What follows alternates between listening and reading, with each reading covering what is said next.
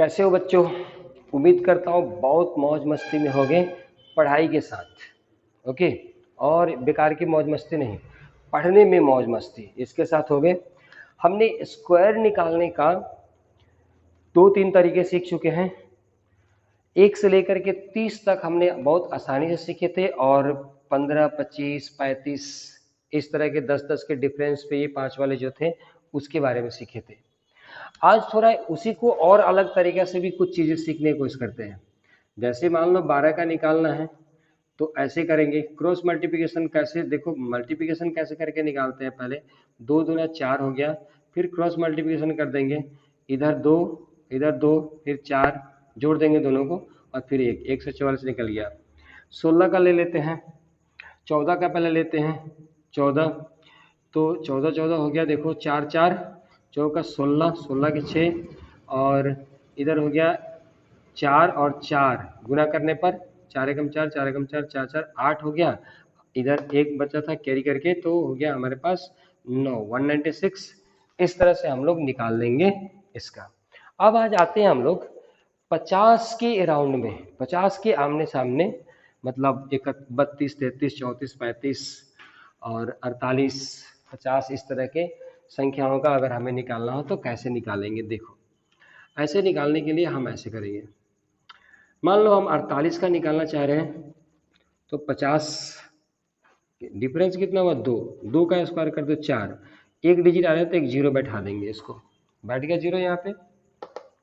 अब 2 से भाग दे दो, इस 2 से नहीं, ऐसे 2 से भाग देना है, 2 से भाग दे दो, 25 आएगा, 25 में से ये 2 को घटा दो, कितना हुआ 23। आंसर सही है ये। फिर हम लोग दूसरा एक और निकालते हैं, 46 का निकाल लेते हैं 50 के साथ, तो 3 आया, नहीं 4, डिफरेंस कितना होगा 4, 4 चौका 16 हो गया। अब 25 इसको 2 से डिवाइड करो, 25 25 में 4 घटा दो 21, ये आंसर आ गया। इस तरह से हम लोग निकालते हैं, ठीक है। एक और लेते हैं 45 45 का हम लोग निकालेंगे, तो 50 से 5 डिफरेंस आया, सॉरी 5 यहाँ पे होगा, 5 डिफरेंस है, 5 का स्क्वायर निकालेंगे क्या होगा 25, इसको 2 से डिवाइड करो, 25 25 में से 5 घटा दो 20। इसको और एक तरीका से हमने बताया हुआ था, जो क्या था देखो, 45 को निकालने के लिए हम लोगों ने क्या किया था, 5 को 25 कर दिया था, और इसमें 5 से गुना कर दिया था, इसमें 5 से गुना कर दिया था 20, आंसर आ गया। ऐसे 55 का निकाल के देखो, 55 में 25 हो गया, अब 5 में 6 से गुना कर दो 30 हो गया, ये इसका आंसर हो गया। इस तरह से निकालते थे लोग। इसको हम लोग और वो क्रॉस वाला मेथड से कर लेते हैं। देखो 48 और 48 निकाल करके देखते हैं। देखो कैसे निकल गया ये 48 में 8 8 है 64 के 4 एक ही साथ में निकलेगा, थोड़ा सा प्रैक्टिस करोगे तो बहुत जल्दी हो जाएगा।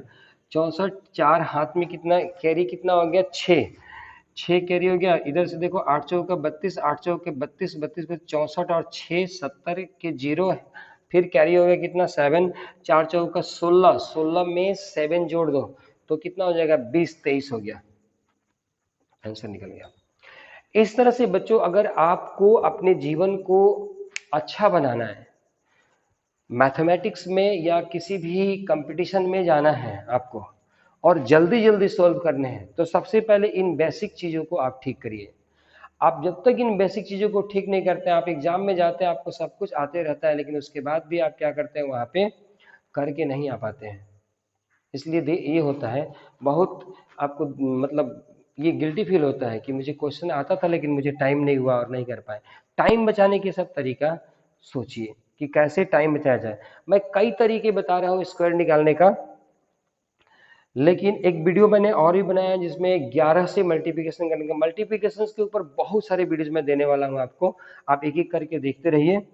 तो ये देखिए बहुत आसान तरीके से हो जाएगा, बहुत आसानी से हो जाता है, बहुत बहुत आसान तरीका है, प्रैक्टिस करने से आता है। अगर आप प्रैक्टिस नहीं करते हैं तो कुछ नहीं होता है।